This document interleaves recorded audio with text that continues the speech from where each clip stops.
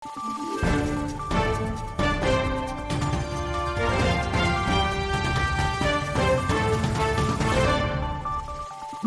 araw, Pilipinas! Ito ang Valiente News hatid sa inyo ng Office of the Vice President.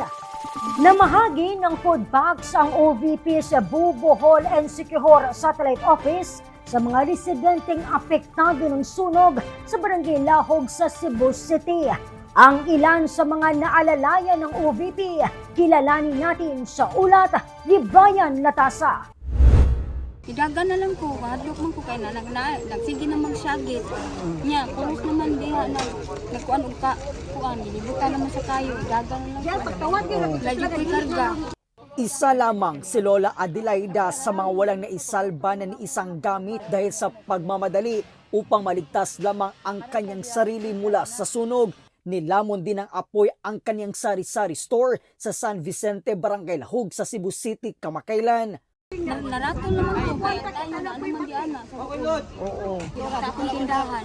Anak tindahan? Oo, ako ba upa ko naninda, upa ko nangumpra, nahutid ako Sari-sari store. sa store. Si Lola Adelaida ay kabilang sa mga apektadong residente na hinandugan ng food packs ng Office of the Vice President sa pamamagitan ng OVP Cebu, Bohol and Siquijor Satellite Office. Naglalaman ito ng 5 kilong bigas, mga dilata at kape. Ako nagdib kayo ng tabang ng mo, sir, sa ako.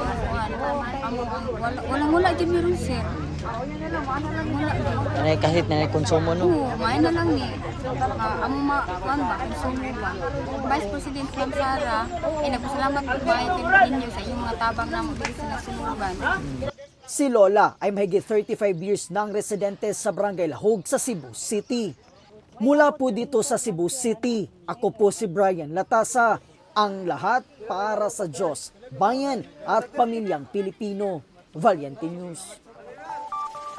Vice President Inday Sara Duterte, hinikayat ang mga Pilipino na makiisa sa mga isinasagawang fire safety drill. Yan at marami pang mga balita ang dapat abangan dito lamang sa Valiente News. Ako si Claudette Loreto para sa makabuluhan, naninindigan at matapang na mga ulat at impormasyon.